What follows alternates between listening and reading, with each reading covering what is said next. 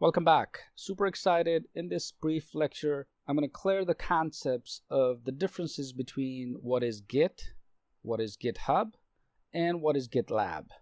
I know you've been out there trying to search for it, but I'm going to talk briefly about all of these three so we really understand the basic differences between these three different platforms.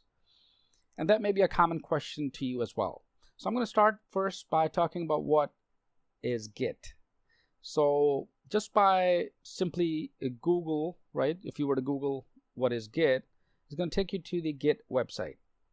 But before I even get to the website and talk what Git is all about, notice it just says right in the search results, Git is a version control system for tracking changes in computer files and coordinating work on those files among multiple people. So in essence, it's really a version control, right? So let's say if you're developing software, you need to come up with version 2, right? For example, or version 1.2. So it is a system where it's going to control that version control and track changes as developers create additional code. So in essence, that's what Git is all about. Let me navigate to the website. So on Git's website, we see that it says Git is a free and open source distributed version control system, right? So by means of distribution is that you may have teams or remote teams or developers all across the nation or the world, right? So they have a distributed version control system where they can use Git to kind of combine their version control systems.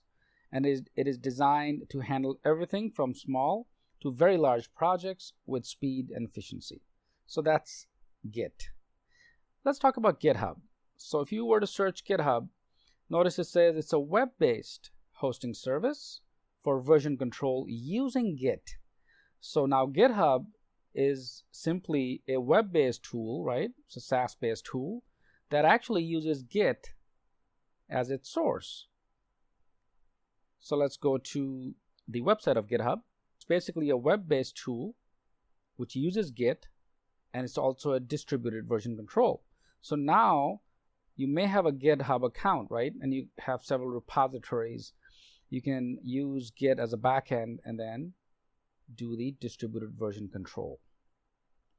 And third, but not last, is the Git Lab. And that's something I'm super excited to talk about and actually work briefly in this particular course as well as we talk about best practices in DevOps. So Git Lab is the only single product for a complete DevOps cycle. So now GitLab is a web-based Git repository manager with Wiki and issue tracking features using an open license. So let's navigate to the GitLab's website. And this is where, of course, you will see that it says Concurrent Devops, a single application for the complete DevOps cycle. So essentially, it also uses Git, right, as the repository, but it has some excellent functionality where it encompasses the entire DevOps cycle.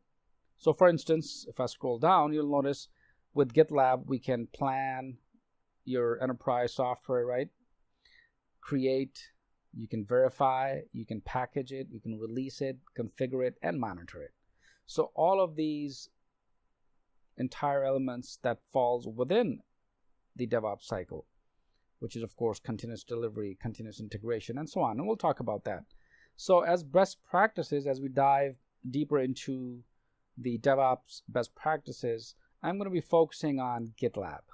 Of course, you can use GitLab with any instances. So you can use GitLab on Amazon, AWS platform.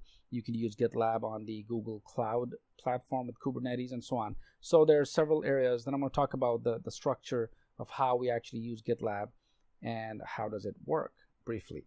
So in this short lecture, I just wanted to get the concept out of the way so we understand what Git is, what GitHub is, and what GitLab is. So hope this helps. Practice, and let's move to the next lesson.